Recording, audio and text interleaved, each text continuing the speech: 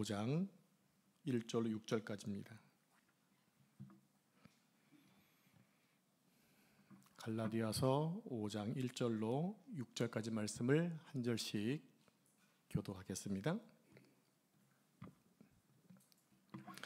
그리스도께서 우리를 자유롭게 하려고 자유를 주셨으니 그러므로 굳건하게 서서 다시는 종의 멍에를 매지 말라. 보라, 나 바울은 너희에게 말하노니 너희가 만일 할례를 받으면 그리스도께서 너희에게 아무 유익이 없으리라.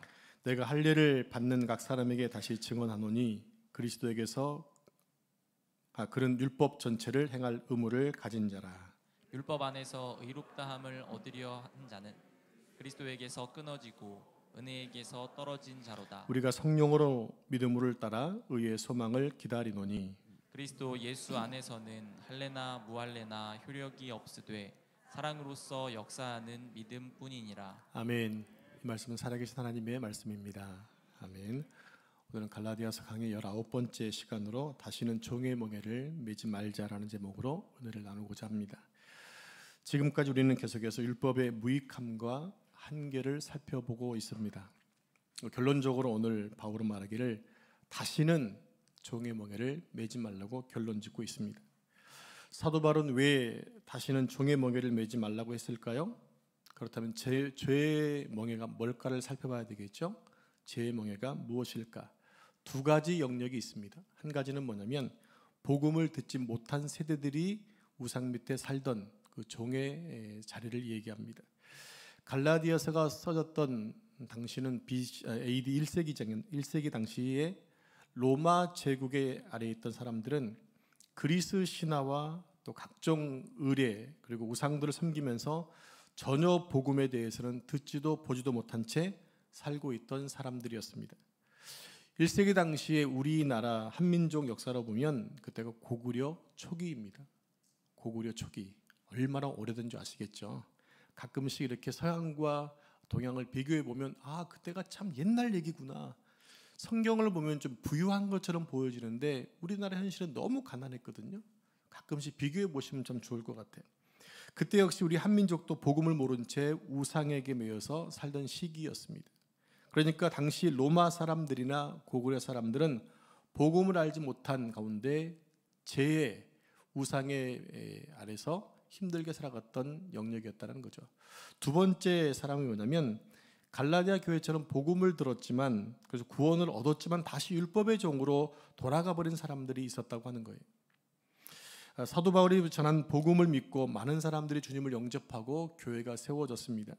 그런데 어느 날 유대 지역에서 올라왔던 많은 거짓 교사들이 영생과 구원은 복음으로만 얻는 것이 아니라 율법을 행하고 할례를 행해야만 완성됩니다라는 거짓말을 했을 때 그 말을 들었던 사람들이 상당히 설득력이 있네, 이성적이고 합리적이라는 얘기를 생각을 하면서 그러면 그렇지, 구원이 너무 쉬웠어, 무엇인가 나도 좀 그 구원에 좀 동참하고 뭔가를 해야 되지 않겠냐 라는 말에 이제 빠져서 그들의 신앙 자체가 완전히 흔들려 버리는 거죠. 그래서 교회에 큰 소란이 벌어졌고 많은 사람이 다시 율법으로 돌아가 버렸습니다. 자, 이런 두 영역을 바울이 싸잡아서 얘기하기를 다시는 종의 멍에를 매지 말라고 결론 짓고 있는 것입니다. 결론적으로 복음을 듣지 못해서 우상을 섬기던 생활도 종의 멍에를 맨 것이었고, 또 복음을 들었지만 율법에 매여서 사는 것도 종의 멍에를 매는 생활이라는 것입니다. 그러니까 바울의 지적대로 한다면 우리 성도들 가운데도 은혜로 구원받아서 하나님의 자녀로 산다고 하면서도 여전히 율법적인 생활을 해야만 구원이 완성되는 것처럼 생각하는 분들이 지금도 많이 있다라고 하는 거예요. 우리는 신앙생활을 하면서도 자기도 모르는 사이에 자기 종교를 만들고 있죠. 한번 잘 생각해 보시기 바랍니다. 성경과는 전혀 상관없는 자기 복음을 만들어서 그것을 신앙이라는 카테고리에 집어넣고 이게 복음이고 이런 것이 신앙생활이야 라고 규정하면서 그 프레임 안에 들어오지 않으면 전부 잘라냅니다. 차단을 하고 정죄합니다. 그것을 가리켜 일명 내가 복음 이렇게 얘기하는 거예요. 내가 복음. 갈라디아 교회의 실상이 현재 이랬다는 얘기입니다. 그래서 사도 바울은 다시 종의 멍에를 매지 말라고 얘기하는 거예요. 그게 뭐냐? 다시 율법으로 돌아가지 말라는 것이었어요. 그런데 앞에 말씀 보니까 어떤 말이 있느냐? 그리스도께서 우리를 자유하게 하려고 했다는 얘기예요. 그리스도께서 우리를 자유하게 하려고 하셨는데 왜 너희는 종의 멍에를 매려고 하느냐? 이런 지적인 거죠. 그럼 여러분, 자유가 뭡니까? 자유가 뭔가요? 아무도 방해하지 않는 공간에서 아무런 간섭도 받지 않고 사는 게 자유일까요? 뭐 그렇게 남에게 간섭받지 않는 것도 자유라고 말할 수 있습니다. 어떤 사람이 일제 강점기에서 강복을 맞자 노상방뇨를 했어요. 지나가던 사람이 그것을 보고 다 큰 어른이 길에서 소변을 보면 어떡합니까? 라고 얘기하자 그분이 이렇게 얘기했어요. 내 자유인데 무슨 상관이에요? 큰 소리 쳤다는 이야기가 있습니다. 여러분, 그게 자유일까요? 자기 마음대로 자기 생각대로 행동하는 것이 자유일까요? 성경은 그런 걸 가지고 뭐라고 얘기하냐면 방종 혹은 방탕이라고 얘기하고 있어요. 자유가 아니라 방탕이다, 방종이다라는 얘기죠. 왜? 자유가 오버하면 그렇다는 얘기예요. 누가복음 15장에 보면 자유에 대한 아주 적합한 이야기가 나오고 있습니다. 일명 돌아온 탕자 비유입니다. 부잣집 아버지에게는 두 아들이 있었는데요. 둘째 아들이 아버지가 살아 계심에도 불구하고 유산을 챙겨서 먼 곳으로 떠나버립니다. 그런데 이것은 율법적으로 보면 죽어 마땅한 행동이었어요. 왜냐하면 아버지가 살아있을 때는 유산을 받는 것이 아니고 유산은 아버지가 돌아가실 때 받는 거거든요. 그러니까 유산을 나한테 달라는 얘기 뭡니까? 아버지 빨리 죽으세라는 그런 얘기였어요. 그래서 자식이 부모를 함부로 대하게 되면 신명기 율법에 보면 돌에 맞아 죽었거든요. 지금 그런 죄를 짓고 있는 것이었어요. 게다가 이 둘째 아들은 정통 유대인으로서 이방 땅으로 넘어가 버렸습니다. 보통 유대인들은 타의에 의해서거나 아니면 생사가 걸린 문제가 아니고선 절대로 유대 땅을 벗어나지 않습니다. 이방 땅을 밟지 않아요. 그 이유가 뭐냐? 부정탄다고 여겼거든요. 이스라엘 백성들은 그게 무척이나 중요한 문제였어요. 부정타지 않는 게 그들한테는 삶의 우선순위였거든요. 그러니까 둘째 아들이 타국으로 갔다는 것이 무슨 뜻이냐? 다시는 집으로 돌아오지 않겠다는 얘기예요. 뭡니까? 아버지를 다시 보지 않겠다는 그런 얘기가 똑같습니다. 그런데 아들은 얼마 후에 모든 재물을 다 탕진해버리죠. 그래서 거지가 되어서 남의 집에서 구걸하며 삽니다. 그게 자유인가요? 아버지를 떠나 자기 마음대로 사는 것이 자유일까요? 전에 아버지 집에 있을 때는 잘난 체하는 형을 더 이상 안 봐도 되었고 또 아버지의 엄한 질서 밑에서 벗어나는 것이 자유라고 생각해서 떠났는데 다시는 안 돌아올 거라고 떠났는데 그 끝이 어떻게 되었습니까? 우리가 이미 다 아는 것처럼 다 털어먹고 유대인들이 가장 혐오하는 짐승 가운데 하나였던 돼지를 치면서 돼지밥을 먹는, 돼지밥으로 배를 채우는 신세로 전락되고 말았다는 겁니다. 바닥 인생이 되고 말았어요. 그리고 그제서야 둘째 아들은 자기가 무슨 짓을 했는가를 자각하게 됩니다. 자각했어요. 회개한 것이 아니고 자각했습니다. 그리고 나중에 회개하는 마음으로 아버지에게 돌아오려고 작정을 하죠. 우리 함께 누가복음 15장 15절 16절 말씀 한 절씩 교독하겠습니다. 내가 일어나 아버지께 가서 이르기를 아버지 내가 하늘과 아버지께 죄를 지었사오니 지금부터는 아버지의 아들이라 일컬음을 감당하지 못하겠나이다. 나를 품꾼의 하나로 보소서 하리라 하고. 아멘. 그러니까 둘째 아들은 아들로서는 자격이 없으니까 품꾼의 하나로, 즉 종으로 살겠다고 다짐하고 돌아옵니다. 그 길이 얼마나 힘들고 부끄러웠을까요? 근데 그것도 아버지가 받아줘야만 가능한 거예요. 나는 도저히 아들의 자격이 없으니까 종으로 써달라는데 아버지가 안 써주면 그것도 가능하지 않았던 것입니다. 그런데 노심초사 아들을 기다리시는 아버지의 품에 안긴 아들은 아버지에게 종으로 써달라는 말도 못합니다. 왜 그렇습니까? 아버지가 말을 못하도록 막아버리셨어요. 뿐만 아니라 돌아온 아들을 여전히 아들로 받아주신 것입니다. 아버지께 돌아오니 여전히 자기는 아버지의 아들이더라는 겁니다. 그렇습니다. 아들은 아버지의 질서와 아버지의 품 안에 있을 때에 진정한 자유를 누릴 수 있는 겁니다. 왜냐하면 아직도 자녀이기 때문에 그래요. 여러분, 둘째 아들이 자유를 찾아 집 밖으로 나가보니까 어땠습니까? 자기가 챙긴 유산이 영원할 줄 알았지만 금방 바닥이 났어요. 그리고 모든 게 핍절해졌습니다. 더 이상 추락할 수 없을 만큼 힘든 고통 속에 떨어져 버렸습니다. 그러나 실패를 경험하고 아버지 집에 돌아와 아버지 슬하에 있으니까 그것이 진정한 자유라는 사실을 깨닫게 된 것입니다. 아버지 안에 참 자유와 구원이 있더라는 거죠. 여러분께 전에도 몇 번씩인가 말씀드렸던 질문이 있었어요. 또 한 번 그 질문 하겠습니다. 왜냐하면 이 질문이 너무나 중요하기 때문에. 그러니 확실하고 정확하게 대답을 해주시기 바랍니다. 여러분은 구원 받으셨습니까? 그렇다면 그리스도 안에서 참 자유를 누리고 계십니까? 너무나 다행입니다. 그런데 우리는 이 구원에 대해서 오해하고 있는 것이 있어요. 구원이 뭘까요? 여러분, 구원이 뭡니까? 남이 여러분께 구원이 뭡니까? 물으면 여러분 뭐라고 대답하시겠어요? 그리고 구원 받으면 다 끝나는 겁니까? 자, 구원에 대해서 아주 잘 표현하고 있는 성경이 있습니다. 이스라엘 백성들이 수백 년 동안 애굽에서 종살이를 했습니다. 그 생활이 얼마나 혹독하고 힘들었던지 그들은 매일같이 하나님께 살려달라고 하소연했습니다. 그러자 그들의 고통을 보고 듣고 계셨던 하나님께서 모세를 보내셔서 이스라엘을 구원해 주시죠.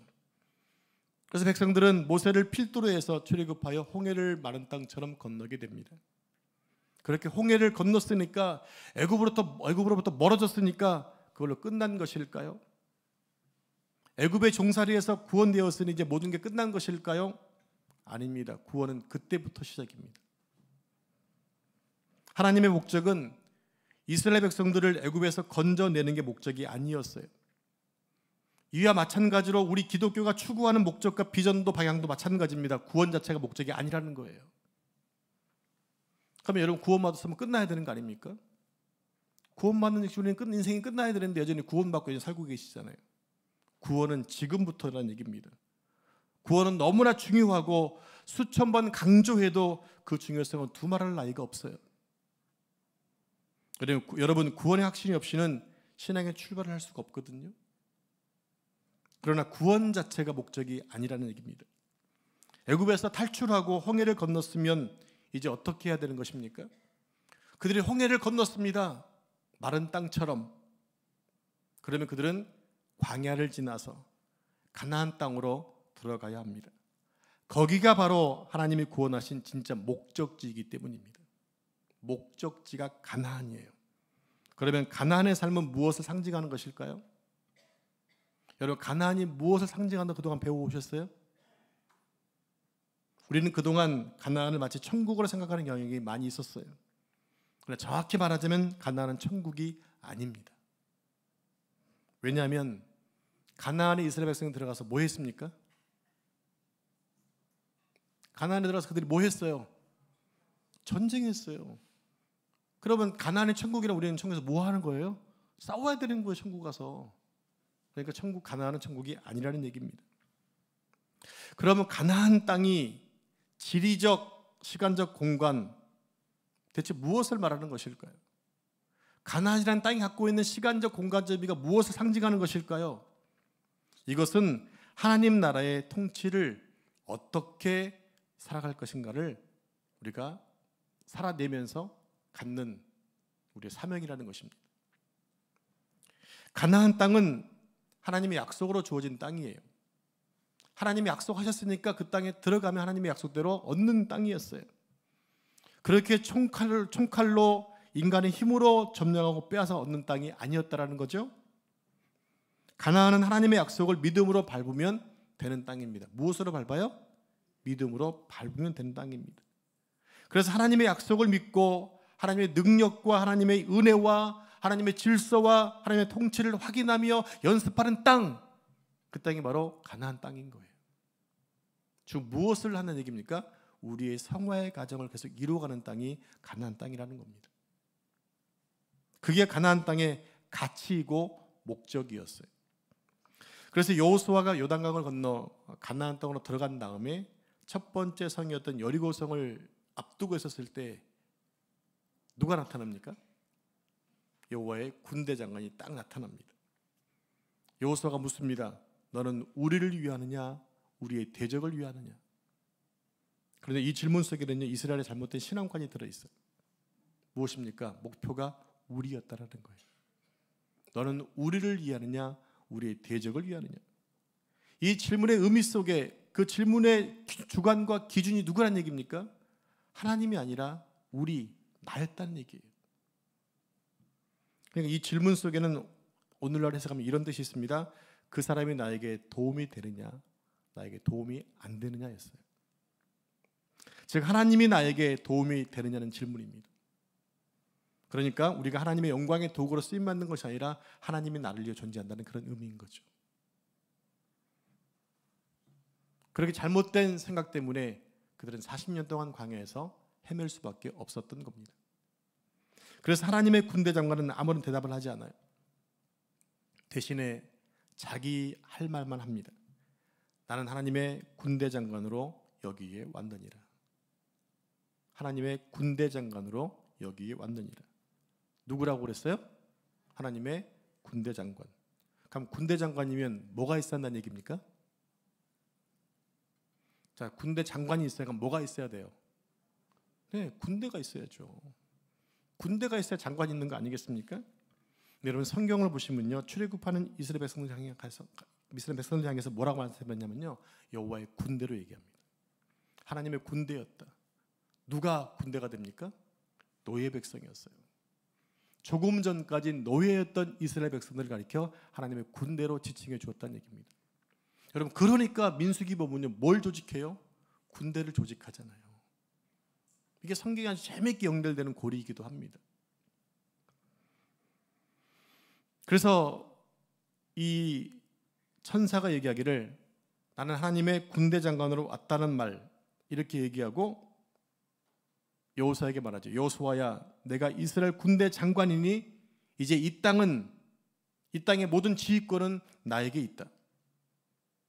그러지 너는 내 발에 신을 벗으라. 여러분, 신은 누가 벗는 것입니까? 노예가 벗습니다. 노예는 신발을 신을 수가 없습니다. 왜 여호수아가 신발을 벗어야 했나요? 그 땅은 거룩한 땅이기 때문입니다. 여호수아, 너는 지금부터 내 종이라는 의미입니다. 내가 너의 군대 장관이 되어줄 거니까. 여러분, 여호수아가 선 땅이 왜 거룩한 땅이라고요? 하나님이 계시기 때문입니다. 다시 말씀드리면 가나안은 하나님의 통치가 적용되고 하나님의 질서가 적용되고 운영돼야 하는 땅이기 때문입니다. 그 땅이 가나안 땅이에요. 그 땅에 들어가서 하나님의 자유를 누리라고 백성들을 그리 인도하신 것이죠. 여러분, 정확한 표현은 아니지만 교회를 성전이라고 부르는 분 가끔 계시죠. 그래서 성전 건축 이렇게 불러요. 실은 예루살렘 성전은 그런 의미로 보시면 안 됩니다. 근데 우리가 성전이라고 붙이는 이유가 뭐냐면 하나님이 예배 받으시는 곳이니까, 하나님이 임재해 계시니까 성전이라고 부르는 거예요. 그래서 사도 바울은 우리의 몸을 향해 뭐라고 얘기합니까? 거룩한 성전이다 얘기합니다. 우리 몸이 성전이래요.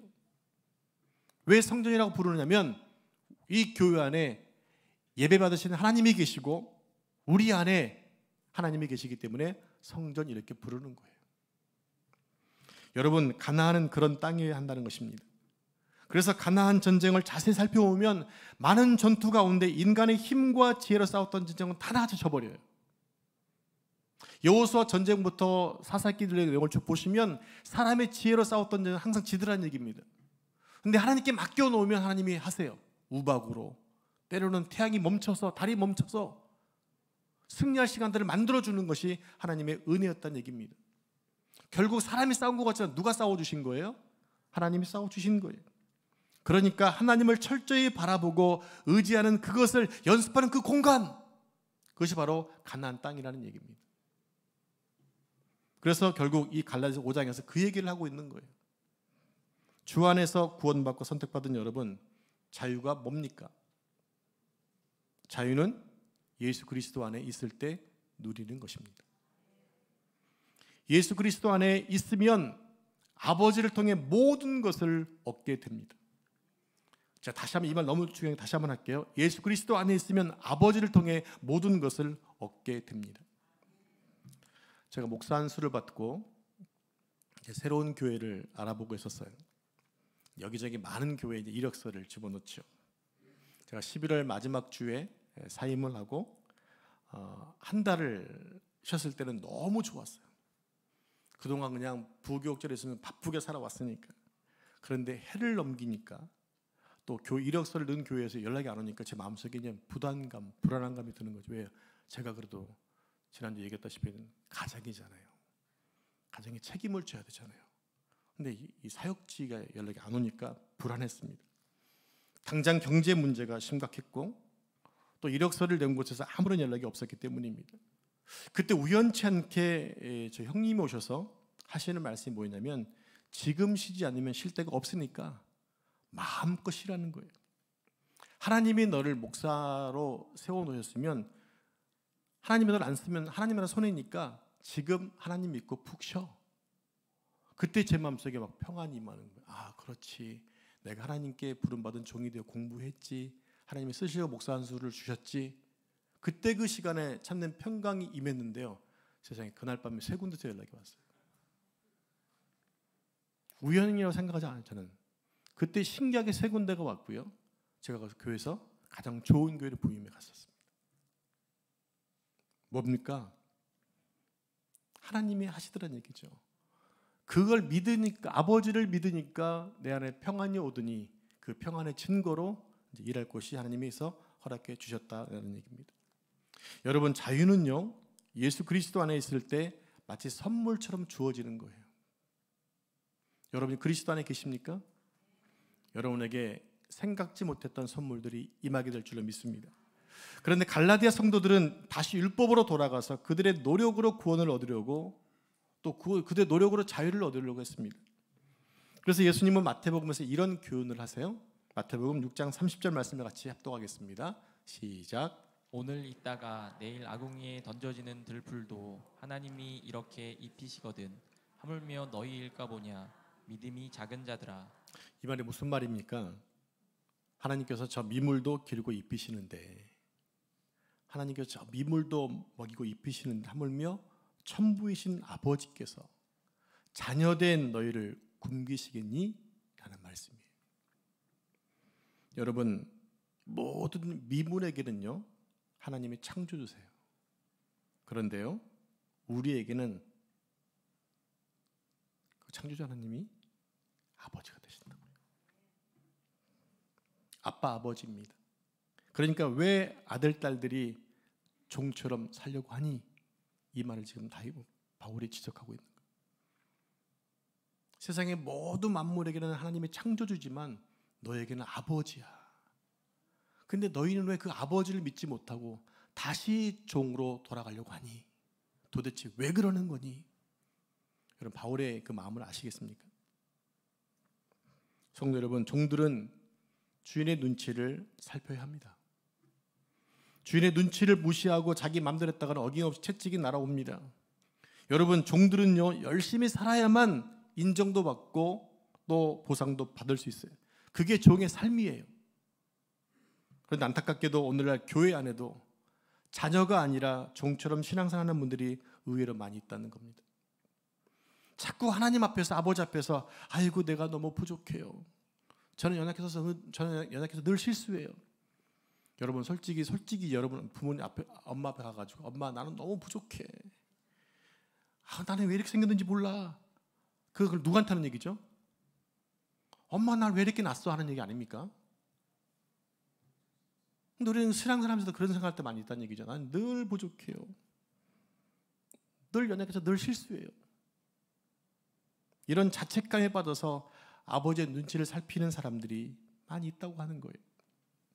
그런데 이 자책감이 얼마나 교만한 마음에서 시작되는지 모릅니다. 그것은 겸손이 아니에요. 우리는 더 이상 종이 아닙니다. 자녀는 아버지의 눈치를 볼 필요가 없습니다. 예전에 제 막내 아들이 친구 만나고 있으니까 용돈 좀 보내주세요. 문자가 틱 보냈어요. 전화도 한 것도 아니고 자기 것을 맡겨놓은 것도 아닌데 미안하지?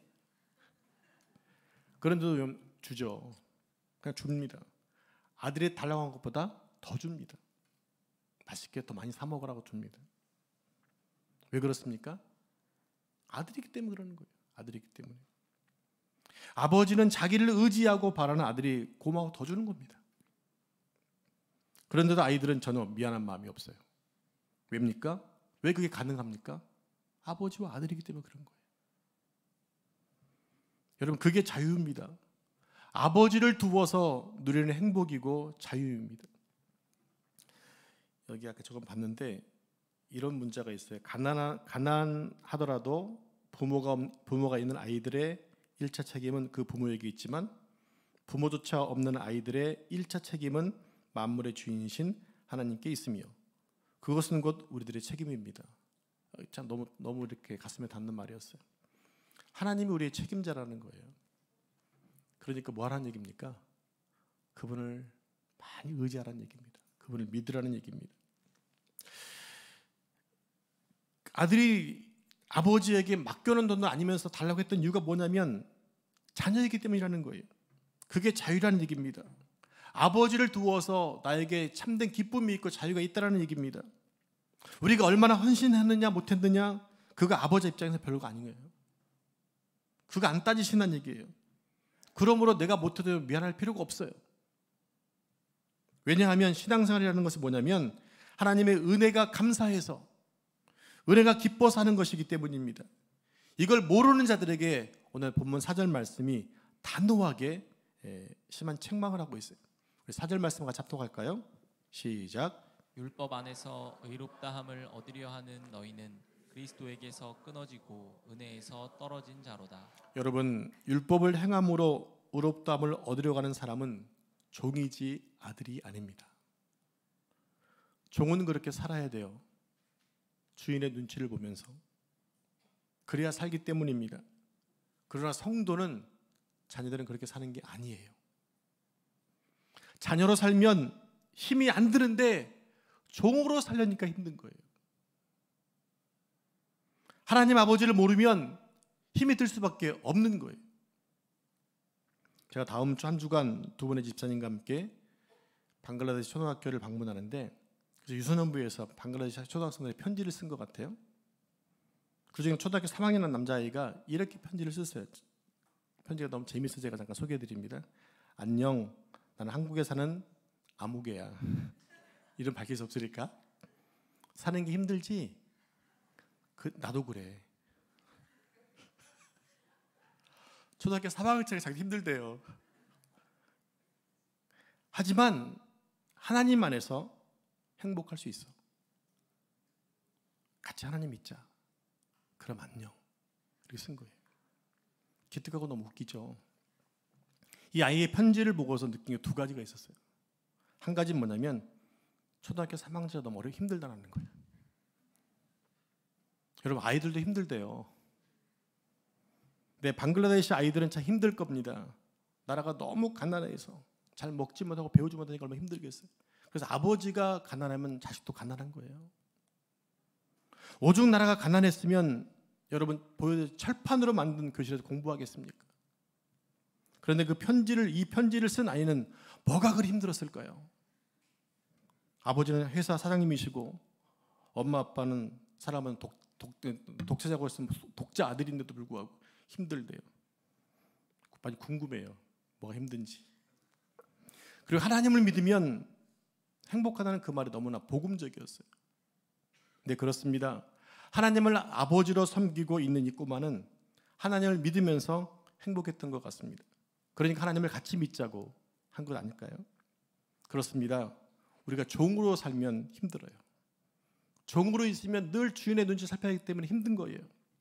그러나 하나님을 아버지로 믿으면 행복한 것입니다. 여러분 행복하십니까? 그 증거가 바로 내가 자녀이기 때문이라는 확실한 소망 때문이고 증거이기 때문이라고 저는 생각을 합니다. 이제 5절을 같이 읽을까요? 5절 시작.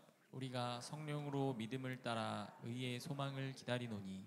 이 말씀에서 소망을 기다린다고 했습니다. 소망을 기다린다. 지난해 잠깐 희망과 소망에 대한 부분을 말씀드렸죠. 세상은 소망과 희망을 같은 개념으로 이해하지만 우리 기독교는 소망과 희망을 다른 단어로 봅니다. 희망이라는 것이 뭐라고 그랬어요? 내가 바라는 것. 그래서 연초에 해가 바뀌면 많은 사람들이 동해안으로 가서 떠오르는 첫 번째 태양을 보면서 소원을 빌죠. 그렇게 소원을 빌고 희망을 가지고 돌아오다가 막히는 차 때문에 차 안에서 막 싸워요. 또 사고 나서 힘들게 어려움 당한 사람도 있어요. 무엇입니까? 소원은 내가 빌지만 누가 들어주는 거예요? 하나님이 들어주는 거죠. 그럼 그 소원을 이루도록 그런 삶을 살아야 되는데 소원만 빌고 오는 거예요. 그게 희망이라는 거예요. 너무 희망이라는 단어가 너무 어떻게 불행한 단어이기도 해요. 왜냐? 가능성이 없는 것을 기다려야 되니까. 근데 거기에 비하면 소망은 너무나 다르다는 것입니다. 소망은 하나님의 약속을 기다리는 것이거든요. 왜 그럴까요? 그것은 실체가 있기 때문에 그런 거예요. 실체가 없는 것은 허무하지만 실체가 있거든요. 분명히 부활의 소망도 있습니다. 주님은 다시 오실 것입니다. 우리가 믿는 대상이 실체가 없는 것이 아니라 실체가 있어요. 그래서 믿음은 뭐 하는가? 보는 자들입니다. 보는 자들. 없는 것을 보는 자들이 믿음 있는 자들이에요. 그런데 5절을 보면 이 소망이라는 단어 앞에 수식어가 하나 붙어 있죠. 어떤 단어입니까? 의입니다. 의의 소망. 왜 의의 소망일까요? 여러분, 이 의라는 것은요, 성경 전체를 통틀어서 하나의 개념밖에 없어요. 그게 뭐냐? 예수 그리스도세요. 한 의이신 예수 그리스도가 이 땅에 오셔서 십자가에 달리셔서 세상을 향한 하나님의 진노를 모두 십자가에 쏟으셨어요. 그냥 죄 없다 하지 않고 당신이 친히 죽으신 거예요. 그게 바로 최고의 사랑인 거죠. 그렇기에 공의와 사랑은 함께 가야만 되는 거예요. 십자가에서 모든 죄값을 치르셨어요. 그리고 선포하셨어요. 테텔레스타이, 다 이루었다.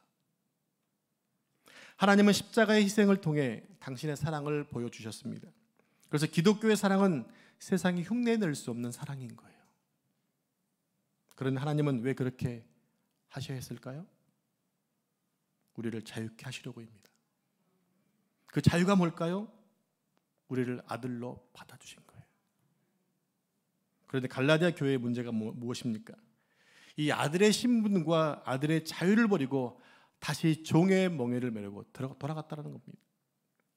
그러니까 갈라디아 교회가 다시 종의 멍에를 메르고 한 행위는 어떤 행위였냐면 예수님이 행하신 그 모든 사역들을 다 그냥 없는 걸 해버린다는 얘기예요. 무시해버렸다는 얘기입니다. 얼마나 무서운 죄가 되는 건가요? 성도 여러분, 신앙생활은 아주 단순합니다. 그렇다면 신앙생활이 무엇일까요? 바로 하나님의 아들로 사는 것입니다. 다시 종으로 돌아가서 종으로 사는 것이 아니라 내가 종의 자리에서 아들의 자리를 바뀌었기 때문에 아들로 살아내는 것이 신앙생활이라는 겁니다. 여러분, 혹시 실패하신 분은 안 계십니까? 혹시 낙심하신 분은 안 계십니까? 혹시 지금 너무 죽을 만큼 힘드신 분은 안 계십니까? 주님의 사랑으로 자녀된 여러분, 과연 어느 아버지가 실패하고 낙심하고 죽을 만큼 힘들어하는 자녀를 향해 너는 안 돼, 넌 탈락이야 라고 하는 아버지가 어디 있겠어요? 우리가 자녀들을 낳고 기르다 보게 되면 자녀들 간에도 능력이나 모든 면에서 차등이 있을 수밖에 없죠. 인간이기 때문에 당연한 것입니다. 그래서 아버지는 더 약한 아들, 더 부족한 아들을 염두에 두고 더 많은 관심을 기울이고 있는 거예요. 이와 마찬가지로 우리가 하나님 앞에 자신의 연약함을 감추지 말고 있는 그들의 모습으로, 아버지만을 바라보고 있는 자녀의 모습으로 한번 서보자고요. 감추지 말고 핑계대지 말고 서보자고요. 왜요? 나는 부족해도 아버지 것이고 잘나도 아버지의 것이기 때문에 아버지가 책임져 주신다는 얘기예요. 그런데 우리는 육신의 아버지가 너무 무섭고 또 두려운 아버지 밑에서 성장했기 때문에 그게 잘 전환이 안 되는 경우가 참 많이 있어요. 그래서 아버지 하면 두렵고 무서운 분들이 계시죠. 과거에 우리들의 아버지는 힘든 세대를 사시면서 술도 많이 드시고, 그리고 집에 오시면 술 주정으로 막 욕도 하고 몸으로 그냥 막 비행기씩 날리고 막 그랬잖아요. 그래서 아버지가 안 보이는 것이, 차라리 아버지가 안 계시면 좋겠다 라고 생각했던 분도 많이 있었을 거예요.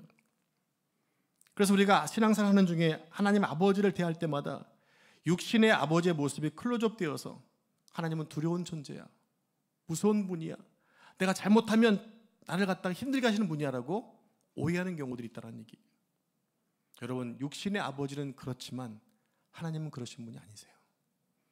하나님은 우리를 위해 당신의 독생자를 내주기까지 사랑하셨던 분이기 때문에 절대로 외면하거나 우리를 무시하거나 우리를 버리지 않으시는 분이세요. 우리가 앞에서 봤잖아요. 돌아온 통자 봤잖아요. 아버지가 살아있을 때 유산을 챙겨 떠난 아들, 아버지를 인정 안 한다는 얘기잖아요. 아버지가 죽었다는 얘기잖아요. 다 탕진해 버렸잖아요. 근데 돌아왔을 때 한마디 얘기하지 않고 그 아들을 있는 모습으로 받아들여서 너는 내 아들이야 칭해주고 있지 않습니까? 여전히 아버지는 사랑의 아버지라는 얘기입니다. 여러분, 우리 아버지, 하늘 아버지는요, 우리에게 아버지가 되십니다. 그러므로 지금 당장 결심하셔야 됩니다. 이제 종의 옷을 벗고 아들로 살겠다. 절대로 종으로 다시 돌아가지 않겠다라고 결단해야 됩니다. 성도 여러분, 신앙생활은 이 땅에서 하나님 아버지로 사는 연습을 하는 장소입니다. 이 사실을 믿으시고 그게 은혜이고 그게 자유함이라는 사실을 잊지 않으셨으면 좋겠어요. 오늘 이 말씀이 여러분의 모두에게 진정한 자유와 기쁨의 신앙생활을 시작하는 동기와 또 출발이 되시기를 축복합니다. 기도하겠습니다. 주님, 감사합니다. 과거에는 저희가 주님을 몰랐을 때는 종의 신분이었지만 복음을 듣고 우리 모두가 하나님의 자녀가 되었음에 감사를 드립니다.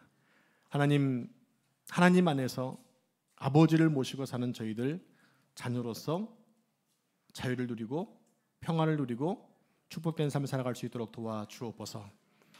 인간의 모습으로 하나님을 평가하지 않게 해주시고 우리에게 생명 다해 우리를 구원하신 아버지의 사랑을 기억하며 이 세상 믿음의 생활, 아버지의 자녀로 사는 훈련을 열심히 해낼 수 있도록 축복해 주옵소서.